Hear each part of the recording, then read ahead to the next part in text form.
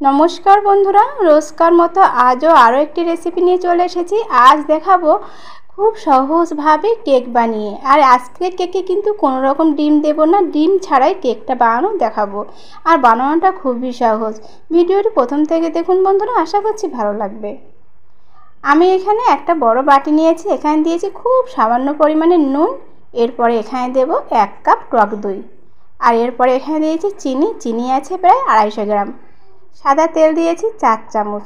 সমস্ত উপকরণগুলো প্রথমে ভালোভাবে মিশিয়ে নিতে হবে। আর সাদা তেলটা দিলে কি হয় বন্ধুরা, কেকটা কিন্তু খুব সুন্দর নরম ও সফট হয়। অনেক সময় কেক খেতে গেলে গলা শুকনো শুকনো লাগে, এই কেকটা কিন্তু শুকনো শুকনো একদমই লাগবে না। ভালোভাবে মিশিয়ে নিতে হবে, চিনিটা যেন ভালোভাবে মিশে যায়। এরপরে এখানে ময়দা নিয়েছি 500 গ্রাম। আমি 500 গ্রাম ময়দা 250 গ্রাম চিনি দিয়েছি। মিষ্টিটা কিন্তু আপনারা কম বেশি দিতে পারেন। এর সঙ্গে দেব গুঁড়ো দুধ ঠিক 2 টেবিল চামচ। গুঁড়ো দুধ দিলে এর টেস্টটা কিন্তু দারুণ আসবে। বেকিং পাউডার দিয়েছি 1/2 চামচেরও কম, আর তার 4 ভাগের 1 ভাগ দিয়েছি বেকিং সোডা।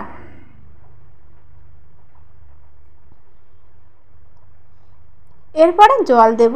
এটা কিন্তু ঠান্ডা জল একদমই না, আর গরম জল একদমই না, নর্মাল জল দিয়ে ভালোভাবে একটা ঘন ব্যাটার তৈরি করে নিতে হবে।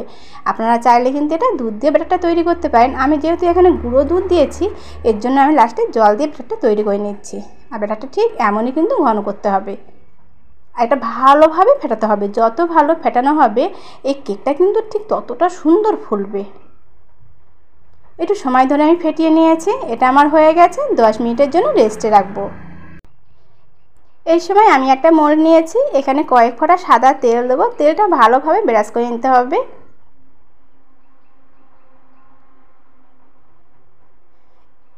এরপরে এখানে দেব একটা সাদা কাগজ। কাগজটা একই রকমভাবে বসিয়ে দেব মোল্ডের নিচে। এটা দিলে কি হবে, কেকটা কিন্তু সুন্দরভাবে উঠে আসবে আর মোল্ডের গায়ে একদমই জড়ে যাবে না। শুকনো ময়দা দেবো ঠিক 1 চামচ মতো, দিয়ে ভালোভাবে মোলটাকে ঘুরিয়ে নেব যাতে চারপাশে ময়দাটা লেগে থাকে। এটা হয়ে গেছে, এক সাইডে সরিয়ে রাখবো। এখানে নিয়েছি বেশ কিছুটা টুটি ফুটি। এখানে টুটি ফুটি নিয়েছি প্রায় 2 চামচ। এরপর এখানে দিয়েছি 1/2 চামচ শুকনো ময়দা। ভালোভাবে টুটি ফুটি গায়ে লাগিয়ে নিতে হবে। এটাও হয়ে গেছে, এক সাইডে সরিয়ে রাখবো। আর এদিকে 10 মিনিট পর ব্যাটারটির ঢাকনাটা খুলে নেব। দেখুন ঠিক এমনই কিন্তু ঘনটা বানাতে হবে। এরপরে এখানে দেব টুটি ফুটি। টুটি ফুটি দিয়ে খুব বেশি কিন্তু এখানে মেশাবো না, হালকা হাতে একটু মেশাতে হবে।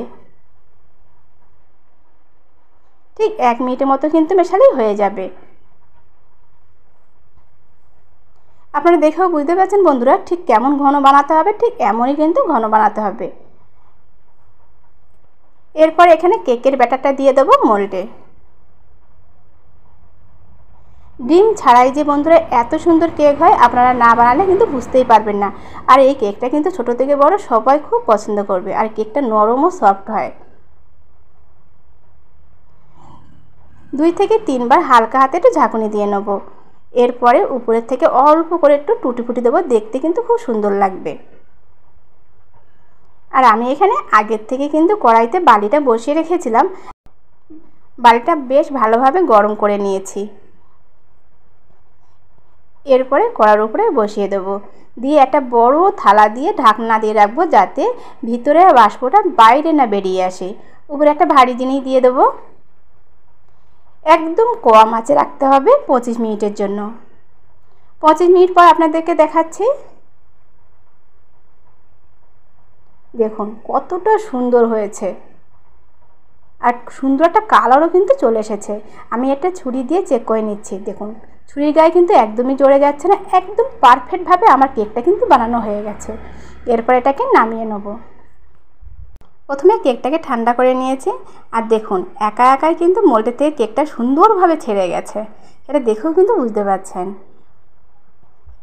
একটা প্লেট নিয়েছি, প্লেটের উপরে এটাকে উল্টিয়ে নেব।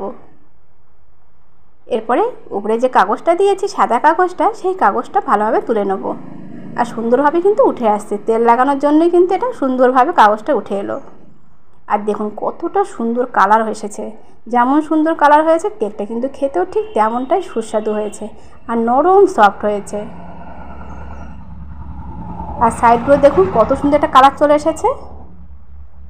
এরপর একটা ছুরি নিয়েছি, ছুরির সাহায্যে চৌকো চৌকো করে পিস করে কেটে নেব। আপনারাও ঠিক বাড়িতে থাকা উপকরণ দিয়ে ঝটপট এই কেকটা কিন্তু বানিয়ে নিতে পারবেন। যেসব বন্ধুরা এখনও আমার চ্যানেলটি সাবস্ক্রাইব করেনি, প্লিজ বন্ধুরা আমার চ্যানেলটি সাবস্ক্রাইব করার জন্য অনুরোধ রইল। লাইক আর শেয়ার করতে একদমই ভুলবেন না। আমি সবসময় আপনাদেরকে খুব সহজ সহজ রেসিপি দেখানোর চেষ্টা করি, যাতে আপনারাও কিন্তু খুব সহজভাবে বাড়িতে বানিয়ে নিতে পারবেন। আমার এখানে কিন্তু চৌকো চৌকো করে কেকটা আমার কাটা হয়ে গেছে। এরপরে আপনাদেরকে দেখাচ্ছি, দেখুন কতটা সুন্দর সফট হয়েছে, কতটা সুন্দর ফুলেছে কেকগুলো। ডিম ছাড়াই যে নিরামিষে কিন্তু কেক এত সহজে বানানো যায় বন্ধুরা, আপনারা যদি না বানান বুঝতেই পারবেন না। বাবুজি কেক তো অনেকবারই খেয়েছেন বন্ধুরা, এই কেকটা একবার এইভাবে বানিয়ে দেখুন, পরিবারের সবাই খুব পছন্দ করবে আর বাবুজি কেকের মতো কিন্তু স্বাদটা হয়। আজকে কেকের রেসিপি কেমন হয়েছে অবশ্যই কমেন্ট করে জানাবেন। তাহলে বন্ধুরা সবাইকে আজকের মতো নমস্কার, সবাই ভালো থাকবেন, সুস্থ থাকবেন।